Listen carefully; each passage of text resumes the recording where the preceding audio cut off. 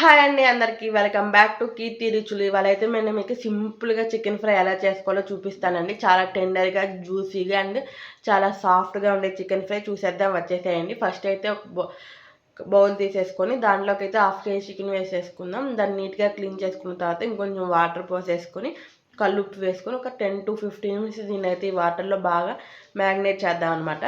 అలా చేయటం వల్ల ఏంటంటే చికెన్ అయితే చాలా టెండర్గా అయితే వస్తుంది. ఈ లోపు అయితే ఇంకో కడాయి పెట్టేసుకుని దాంట్లో ధనియాలు, జీలకర్ర, చెక్క, లవంగాయలు, యాలక్కాయలు, కొంచెం అనాస పువ్వు వేసుకొని లో ఫ్లేమ్లో దీని అయితే డ్రై రోస్ట్ చేసేసుకోండి. లో ఫ్లేమ్లో డ్రై రోస్ట్ చేసేసుకుంటే మంచి స్మెల్ వస్తుంది కదా, దానివల్ల ఏంటంటే కూరకి ఇంకొంచెం టేస్ట్ అయితే యాడ్ అవుతుంది.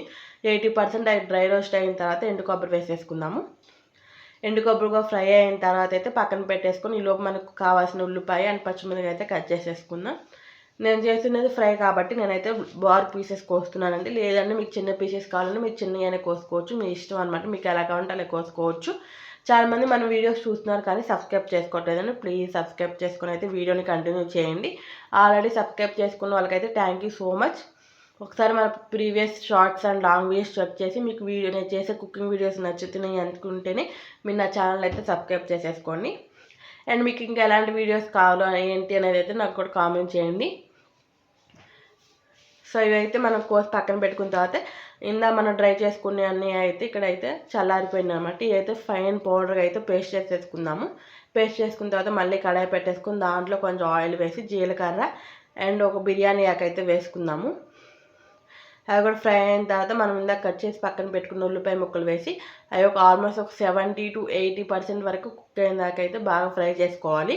అలా ఫ్రై చేసుకున్నాక మీడియం హై ఫ్లేమ్లో పెట్టుకొని చికెన్ వేసుకొని చికెన్ హై ఫ్లేమ్లో ఒక 2 to 3 మినిట్స్ అయితే బాగా ఫ్రై చేసుకుందాము. ఇలా ఫ్రై చేసుకోవటం వల్ల ఏంటంటే చికెన్ అయితే చాలా టెండర్గా అయితే వస్తుంది, జ్యూసీ కూడా ఉంటుంది అనమాట. తర్వాత లో ఫ్లేమ్లో పెట్టుకొని ఇక్కడ ఇంకా అల్లం వెల్లుల్లి పేస్ట్ అయితే వేసేసుకోండి.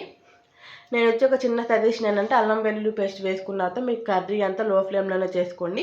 ఎందుకంటే మనం మసాలాలు వేస్తాం కాబట్టి అడుగు పట్టేస్తుంది.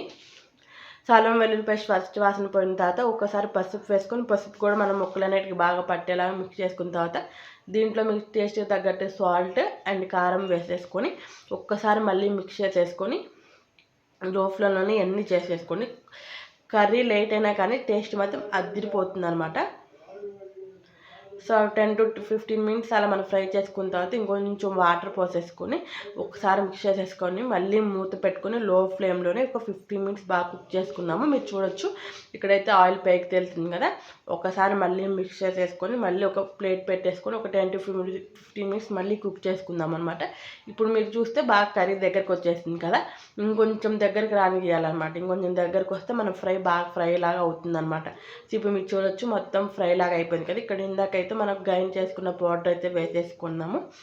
సో దాంతోపాటే కొంచెం కరివేపాకు అండ్ పచ్చిమిర్చి కూడా వేసుకొని ఒక 2 to 3 మినిట్స్ అయితే ఫ్రై చేసుకుంటే సరిపోతుంది అనమాట. ఎందుకంటే ఆయన మనకి డ్రై రోస్ట్ చేసినాయి కాబట్టి పచ్చివాసన ఏమి రాదండి. సో అంతే అనమాట, సింపుల్గా చికెన్ ఫ్రై అయితే రెడీ అయిపోయిందండి. ఒకసారి ట్రై చేసి ఎలా వచ్చిందో ఏంటి అనేది అయితే నాకు మీరు కామెంట్ సెక్షన్లో కామెంట్ చేసేయండి. చాలా సింపుల్ అనమాట. సో ఇక్కడైతే లాస్ట్గా మనమైతే కొంచెం కొత్తిమీర వేసుకొని గార్నిష్ చేసేసుకుంటే మనకు సింపుల్ అయిన చికెన్ ఫ్రై అయితే రెడీ. ఒకసారి ట్రై చేసి కామెంట్ సెక్షన్లో కామెంట్ చేయండి. ఇలాంటి మరిన్ని వీడియోస్ కోసం మన ఛానల్ అయితే సబ్స్క్రైబ్ చేసుకోండి. Thank you so much for watching. Subscribe to my channel.